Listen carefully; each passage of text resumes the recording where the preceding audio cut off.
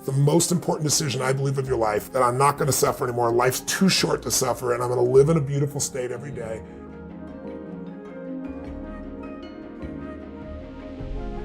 If you want to be successful, you need to make sure that you're never settling for second place ever again, and always strive to be the best every single day, no matter what it is. Always try to be the best at your job, or the best at your life, or the best husband, or the best wife, or the best employee. Whatever the case may be, you should always try to strive to become the very best individual that you can possibly be. You always want to be putting in your best effort, because you need to have the mindset of the high achiever, the person who always is trying to do more than everybody else. Because if you have that mindset, then it will just flow into your life super easily. And then you'll start producing at such an incredibly efficient rate of such high quality, because that's what people want. They want high quality and efficiency put together. And if you want to be the best, you will learn how to do whatever craft that you're trying to hone the best to your ability as fast as possible. But that is not going to come overnight. It's going to take years and years to master the skill and learn everything about what it is you want to do. Because if you don't put in all the time and the energy and effort, then you won't be successful. You're going to be still working on that path to success if you don't decide to focus and hone in and get your stuff together, so that one day you can eventually be that person that you see on the internet talking about how success is incredible for them. One of the most important ones was early in my life. One of my mentors, a man named Jim Rohn, said, Tony, all you have to focus on in your life is find a way to add more value than anybody else does, and you'll never have to worry about anything.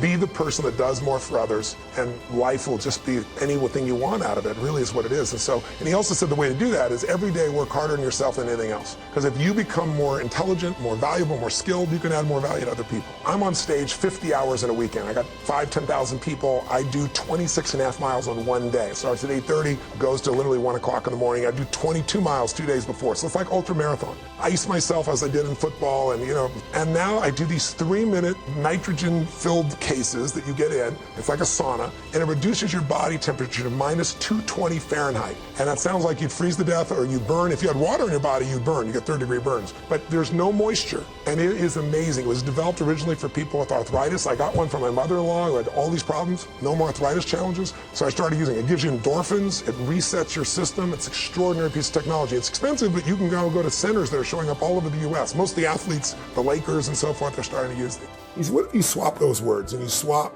peak state for a beautiful state? I said, that works. A high energy state is a beautiful state. Any state where your high energy would be like love or joy or gratitude or drive or courage or faith or, playfulness or fun, any of those things are beautiful states. So he goes, yeah, I agree. And I said, and then suffering states would be low energy states. So that would be frustration, sadness, anger, resentment, loneliness, boredom, whatever. He goes, yeah, that's exactly right. So I can swap those. He goes, if you swap them, there's something cool that you might see or do. Well, he said, I've made a decision that I'm going to live my life where I'm going to live in a beautiful state every day, no matter what, even if it rains on my parade, even if people do things that are unjust. He said, the reason is because in a beautiful state, just like you teach a peak state, everything flows. And I said, well, that's pretty much what I've been teaching. He goes, yes, but if you think of the lousy states as suffering states, he said, then you can end suffering just by ending the state. 31 companies, and I'm financially free, and I have a mission I love, and I'm in good health. And that would all be honest. I wouldn't have been dishonest about it. But what really helped me out of that conversation, I left there and I went, well, where do I suffer? And I realized frustration is suffering. I get frustrated, I get concerned, I get pissed off, I get, worried sometimes. I get these feelings. And so what I decided to do was, just really create a 90-second rule for myself where I would end suffering as it arises. Because anybody tells you you're gonna end suffering is full of crap.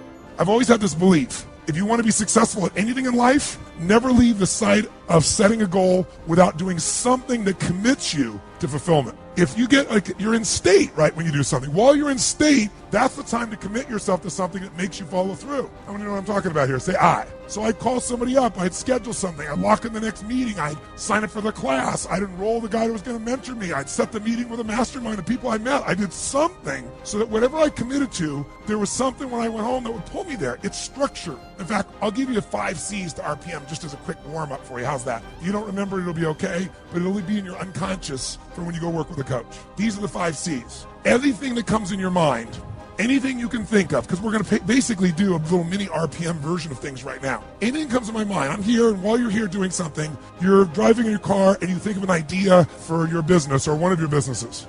When you realize that your problem is not a lack of resources, it's not a lack of money or technology or contacts, it's not. It's your psychology, because the ultimate resource is resourcefulness and human emotion. That's what starts wars. That's what makes a business begin. That's how you have children. That's how we end wars. It's all emotion. And so what I really learned to do is how to manage my emotions. So, once you solve that one, the next one shows up. I started a franchise, and a couple franchisees were really upset when one of the people representing on my side said they didn't make things clear to them. And it's all bullshit, but it cost me $5 million in 4 years. I thought the first one was like a $50,000 challenge. Now I got a $5 million challenge. And I took all the money I'd saved in my entire career to pay that off, and I was starting over again.